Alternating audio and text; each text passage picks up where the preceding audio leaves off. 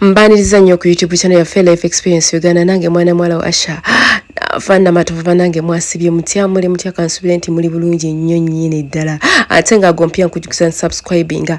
Onyigena wa wali akadire tweta tuwerenga tukwa notification. Gweno mukadde nkujukisa sharing irako abala nabo bakoleki. Balabe munange tukyali ku mukyano 10 eyakoze ekivulu wali ku Power King. Hey. Munanga alangidde abayimbi abataze ku kivulu kye.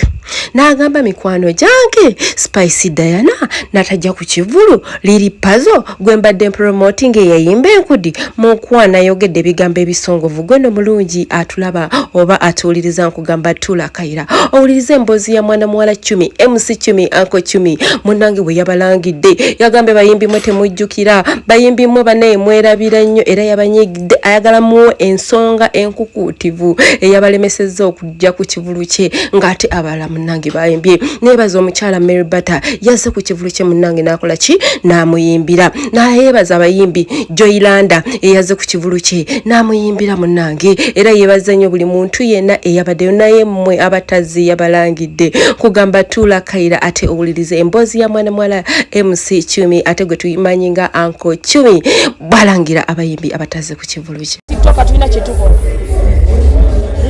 Siwa kabiri wakubataze. Siwa kabiri. Wakubataze kuyimba chovola banga siwa kabiri. Yes. Kubanga ensi yali ya mukyawa baddamu kusiku mwagala. Kitegezo kyogeza busungu. Njogeza busungu. Waliwo abali bangambye mwesonyiweko. Zadiri pazo nga akayimba genda okule motoka namulabako. Zadiri pazo n'akyawa abakyali be bonna bonna. N'abeegobako bonna. N'atandika okwogera obubi. Zadiri pazo we yalwala namubeererawo. N'oluyimba lw'enkudi lupromotiza. N'ebigambo ebimu byakozesa nza bimugamba.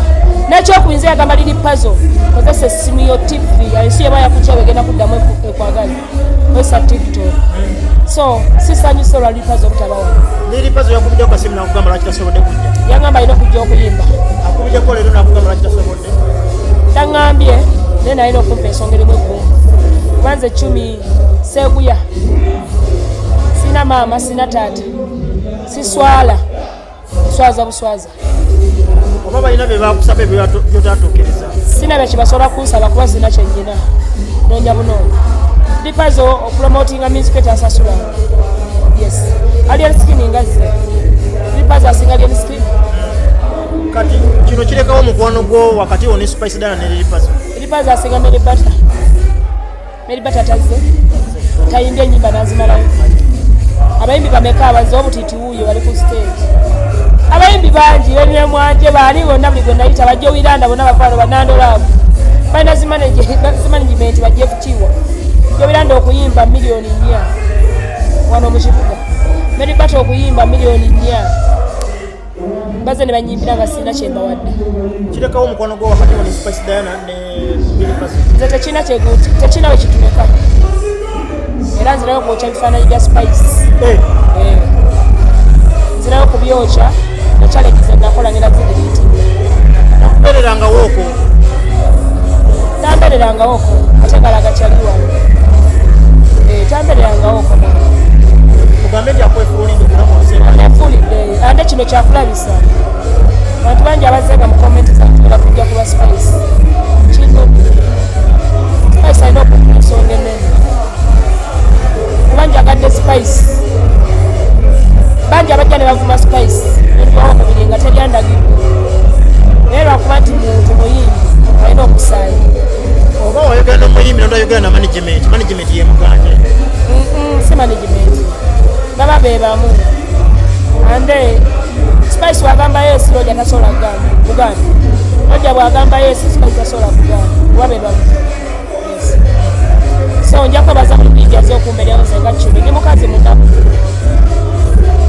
Nenya abantu bango kujja okusasula sente la Spice data hiyo. Nenya ku bantu bango okusasula sente kwa Lipazo data hiyo. Wenyine. Yatanga badde bajilidde nze show yange.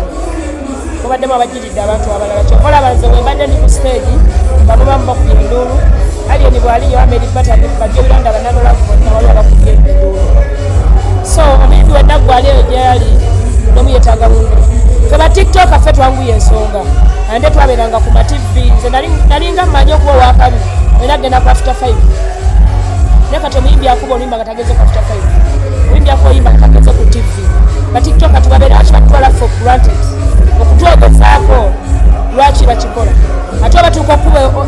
luyimba ne batuyita lwaki bakikola nga tebasobola kubikola kuba tiktoka tetuli bayimbi bwe mba mpushinze spice wadde ebiranda ne mutulya mu kayimba ke bwe mba nzize wanajja mbeererewo kubanga ate nze mwongerako ttafaalidde ne tulina abantu batufolowinga abantu abatuwa emirimu balaba ffe mwana okitegeera ennaku zino abayimbi tebakyagenda kusaba pulezenta okuba oluyimba tebakyagenda ku tv ennaku zino oluyimba olulaba edda lwatundanga omuyimbi nga tataluyimba nga tekuli vidiyo n'oluyimba lufuuka yiti ku tiktok nalyoka kula vidiyo oluvannyuma byonna byonna byogedde lwa spice butajja ku kivulu lwabayimbi bonna be mbadde nsuubira ne mutajja mulimu batomuddi ayimbye biswanka ayimbye biswanka zze naye nga wabadde omanyi program abayimbi badde bangi weatherwe lwaki okoze ekivulu kivulu kino kikoze nti nyina ennaku nazimba ennyumba 10 nze nga nze